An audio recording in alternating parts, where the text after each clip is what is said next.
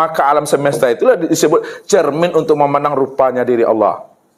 Alam semesta itu sudah nyata sebutannya pada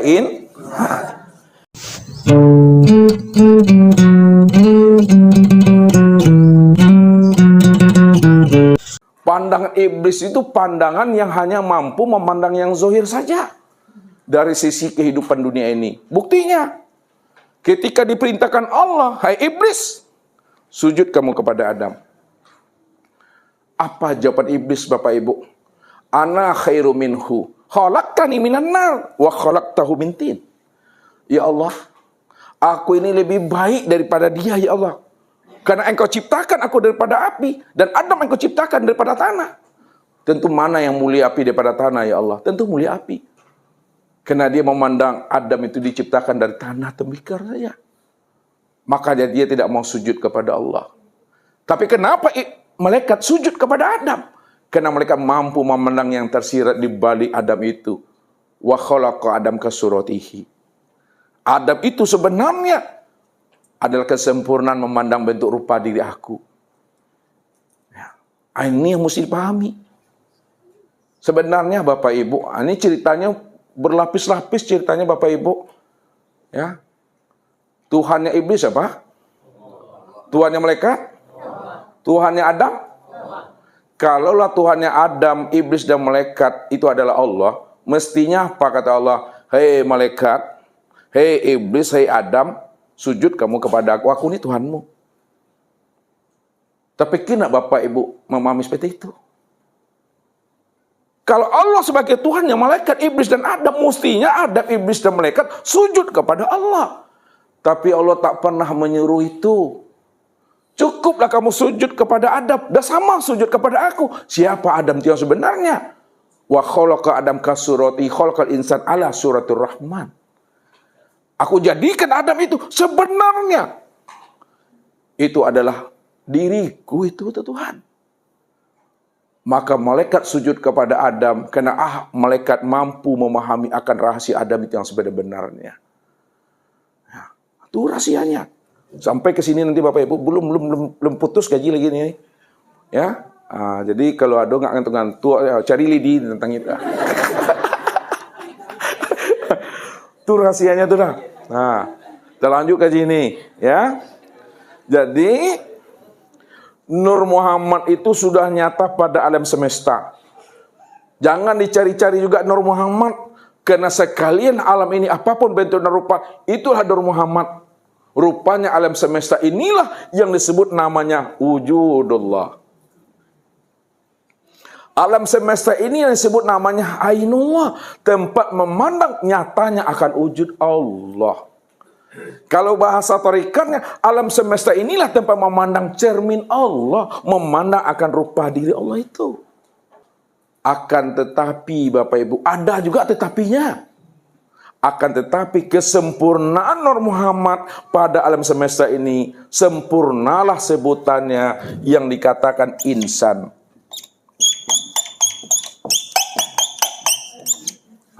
Udah manggil-manggil ya Daniel ya.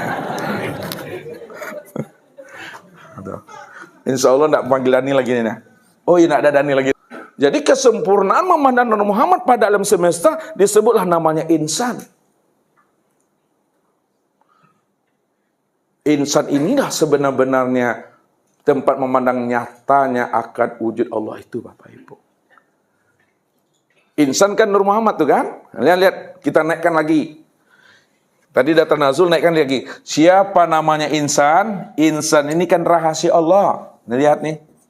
Insan ini rahasia Allah. Nah. Apa kata Allah tuh? Al-insanu siri wa ana sirahu. Insan itu rahasiaku. Aku rahasianya insan. Maksudnya insan itu tempat memandang akan rahasia diri aku secara sempurna, itu dah. Sedangkan alam ini, lihat nih alam ini insan tadi kan, kemudian alam. Alam ini disebut namanya cermin apa? Cermin Allah. Cermin Allah. Kan bisa Bapak Ibu membedakannya tuh. Insan itu rahasia Allah. Sedangkan alam semesta disebut cermin Allah. Dan Nur Muhammad disebut wujud Allah. Lihat. Kita tanazulkan lagi. Untuk memandang Allah, lihatnya kepada Nur Muhammad. Nur Muhammad itu wujud Allah. Sekarang Nur Muhammad sebagai wujud Allah sudah nyata dia pada alam semesta. Maka alam semesta itulah disebut cermin untuk memandang rupanya diri Allah. Sekarang alam semesta itu sudah nyata sebutannya pada insan itulah sebagai rahasia Allah. Kalaulah insan adalah tempat memandang nyatanya wujud diri Allah, lihat Bapak Ibu, insan ini banyak perangainya Bapak Ibu. Ada insan yang perangainya baik. Perangai tahu? Kelakuan. Ada insan yang perangai itu buruk. Ada insan yang baik, ada insan yang buruk.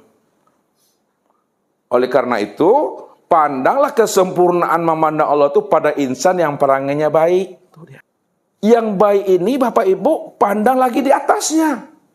Yang baik itu ada namanya soleh. Memandang kesempurnaan wujud diri Allah kepada manusia baik lagi soleh. Baik lagi soleh. Di atas soleh itu masih ada tingkatannya. Apa tingkatannya? Ulama. Ulama bukan ubaru. Karena ulama inilah orang yang paling takut kepada Allah. Innama yakhsyallaha min ibadi al-ulama. Sesungguhnya orang yang paling takut kepada Allah itu adalah ulama. Dia tidak berjarak dengan Tuhan. Bukan ubaru. Kalau ubaru dia nggak takut. Uang riba memang haram, tapi uang haji halal. Malu kita nih, Itulah tuh kalau dia soleh, tidak ulama. Makanya uang haji halal bagi dia. Tapi jangan sebut tuh. Tuh ibu berita sekarang tuh mah. Namanya tuh Bapak Ibu. Ulama. Ulama inilah dikatakan warasatul anbiya. Ulama itu pewaris Nabi itu. Kalau ulama ini pewaris Nabi, apa yang diwariskan Nabi kepada ulama? Yang diwariskan Nabi kepada ulama itu adalah kulimah tauhid, la ilaha illallah. Mengajak dan menuntun umat bagaimana umat itu mampu mengenal akan Tuhannya. Itu dia, ulama itu. Jadi ulama yang dicari, ulama betul-betul warasatul anbiya, pewaris Nabi. Disitulah rahasianya ulama itu. Dibukakan oleh Rasul, karena dia pewaris aku, kata Rasul. Maka Rasul membukakan tabir rahasianya. Apa kata Rasul? Man akroma aliman pakot akromani. Wa man akromani pakot akromallah. Wa man akromallah pamakwahul jannah. Barang siapa yang memuliakan ulamanya, samalah dia memuliakan aku. Siapa yang beradab dengan ulamanya, sama dia beradab dengan aku. Siapa yang sudah beradab dengan aku, dah sama dia beradab dengan Allah. Siapa yang beradab dengan Allah, maka Allah tempatkan dia di surga. Man zaro aliman faka'anna mazaroni. Barang siapa yang menziarahi ulamanya, berkunjung bersilaturahim dengan ulamanya, sudah sama dia berkunjung bersilaturahim dengan aku di dunia ini. Wa man sofa aliman faka'anna masofahani. Barang siapa yang berjabatan tangan dengan ulamanya, sudah sama artinya dia berjabatan tangan dengan aku di dunia ini. Wa man jalasa aliman faka'anna ma jalasani fid dunya wa man jalasani fid dunya ma yaumal qiyamah. Siapa yang duduk sehamparan dengan ulamanya, sudah sama artinya duduk sehamparan dengan aku di dunia ini. Siapa yang duduk sehamparan dengan aku di dunia, maka di akhirat dia juga duduk sehamparan dengan aku. Apa sebabnya? Al ulama warasatul anbiya. Dia adalah pewaris Nabi. Dia orang yang paling kenal dengan Tuhannya. Orang yang paling cinta dengan Rasulnya. Karena rahasia Allah itu sudah dibukakan ke dalam dadanya ulama ini. Itu dia. Maka kesempurnaan memandang Allah itu kepada insan ulama, bukan ubaru. Di atas ulama masih ada lagi. Ini yang disebut namanya aulia. Aulia itu jamak daripada Jadi kesempurnaan memandang Allah pada insan, insan adalah ulama kapasitasnya sebagai para aulia ilah. Ini yang dikatakan Allah. Inna aulia Allah minal muttaqin. Wali Allah itu ada orang bertakwa. Makanya mudah Rasul mengatakan kepada kita, at-taqwa hauna. At-taqwa hauna. Takwa itu di sini. Makanya saya bilang, sakit itu bukan di sini, di sini sakit itu. Iya Tuhan. Iya. Apa maksudnya at-taqwa hauna di sini? Takwa itu letaknya di hati. Hati yang telah hadir bersama Allah. Ruhani yang telah jinak dengan Tuhannya. Ruhani yang telah hidup kesadaran Tuhan di dalam dirinya ini. Jauh yang tiada berantara, dekat yang tiada bersentuhan. Dia sudah berada dalam dekapan kandungan Rahman dan Rahimnya Allah itu dah. Baru dia bisa mengatakan innallaha ma'ana wa huwa ma'akum aina ma kuntum. Allah senantiasa hadir beserta diriku ini. Karena Allah menjelaskan itu kepada kita. Aku senantiasa hadir beserta dirimu. Di mana ada kamu, situlah nyatanya aku. Di mana ada kamu, situlah nyatanya aku, kata Allah. Jadi Allah senantiasa menyertai akan diri Bapak Ibu. Itu duduknya itu. Jadi memandang kesempurnaan Allah itu, pandanglah kepada aulia ilah. Di atas aulia ilah ini, ada lagi makom yang tertingginya.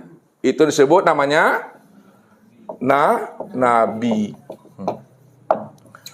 Jadi memandang kesempurnaan Allah itu mandang pada Nabi. Nabi itu berapa banyaknya Ibu? 124.000 Nabi. Memandangnya ke 124.000 Nabi. Di atas Nabi masih ada makom lagi yang tertinggi. Rasul. Memandang kesempurnaan Allah itu kepada insan yang kapasitasnya, makomnya sudah duduk pada makom Rasul. Berapa Rasul itu? 315 kali Pak. Dari 315 Rasul itu, pandang lagi yang terbaiknya, memandang Tuhan. Keberapa? 25 Nabi dan Rasul tuh. Dari 25 Nabi dan Rasul, dipilih lagi yang terbaiknya. Mandangnya kemana? Kepada yang 5. Dari yang 5 itu lebih baik lagi. Dari yang terbaik yang 5. Pandangnya kepada yang 1. Siapa yang 1 itu? Nabi Muhammad Sallallahu Alaihi Wasallam itu. Rupanya memandang kesempurnaan wujud nyatanya diri Allah itu kepada Nabi dan Rasul, itulah Nabi Muhammad Sallallahu Alaihi Wasallam.